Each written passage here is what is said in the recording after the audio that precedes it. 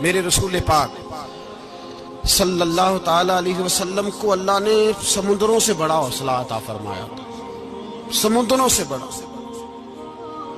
سمندروں سے بڑا مشکل ہوتا ہے بیٹی کے قاتل سے صلح کرنا، بڑا مشکل ہوتا ہے، بڑا مشکل ہوتا ہے کانٹے بچھانے والوں کے رستوں میں پھول بچھانا۔ اور بھائی یہ بڑا ہی مشکل ہے، بڑا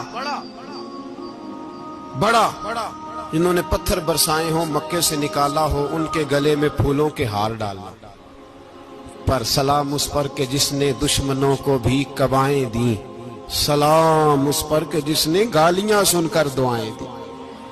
تو حضور نے حلم کا مظاہرہ کیا، تدبر، صبر ایک تدبیر ہے، یہ آپ کو سیاںہ کر دے، جو اللہ نے آپ کو دیا اس پہ راضی رہے، صبر کریں، اور اپنے ارد گرد لوگوں کو دیکھ کے پریشان نہ ہو۔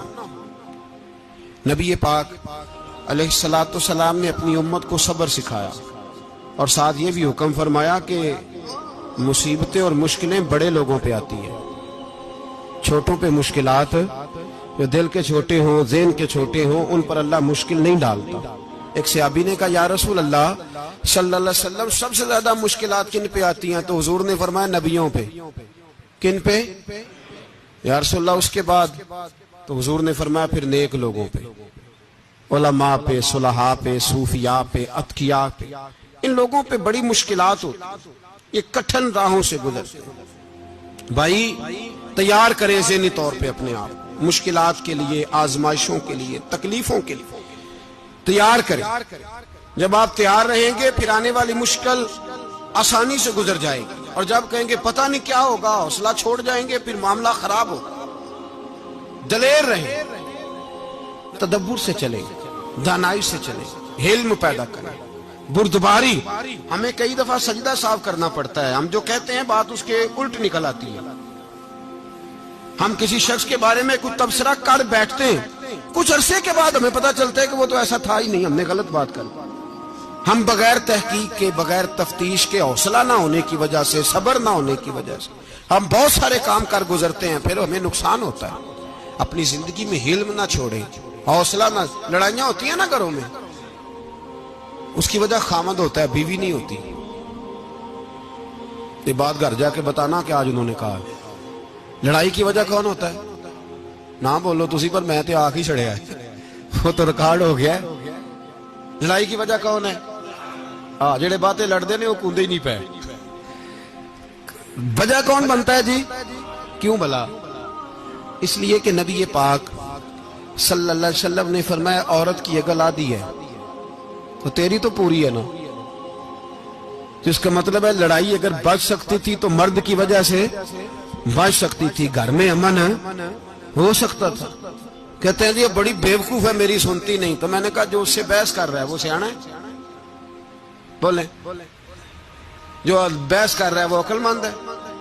بندہ تو چلو تھا وہ دانشور، شیکسپیئر، باتیں بعض اوقات اس کی کچھ ایسی ہیں۔ اس سے کسی نے پوچھا تھا عورتوں سے کون جیت سکتا ہے بحث میں، تو اس نے کہا تھا وہ جو ان سے بحث نہ کرے، جو ان سے بحث ہے۔ تو بھائی تو وجہ اس لیے کہ حوصلہ تو نہیں کرنا تھا۔ نبی پاک علیہ السلام نے فرمایا بی بی ٹیڑھی لکڑی ہے، سیدھی کرنے کی کوشش کرو گے تو ٹوٹ جائے گی، سیدھی۔ تو پھر کتنا بیوقوف ہے جو پتھر سے سر رگڑ رہا ہے، کتنا نادان ہے جو یہ حرکت کر رہا ہے، دریا میں چھلانگ لگا کے کہتا ہے ڈوبوں گا نہیں۔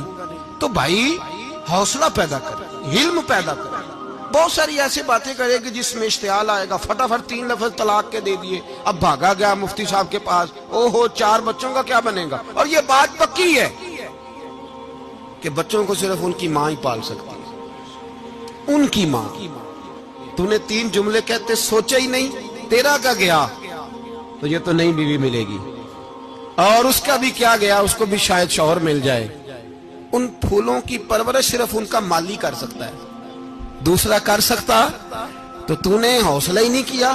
ٹھیک ہے غلطی بی بی کی تھی، پر تو مرد تھا نا، تیرے پاس تو دلیری تھی، فٹافٹ 3 طلاق کے جملے کہہ دیے۔ اور میرے رسول پاک علیہ السلام نے فرمایا جائز کام بڑے ہیں، پر طلاق جائز تو ہے، پر میرے رب کو پسند نہیں، اللہ کو پسند تو نے مالی بھگا دیا جس نے تیرے گھر کا باغ سینچنا تھا. تو بھائی یہ حوصلہ نہیں.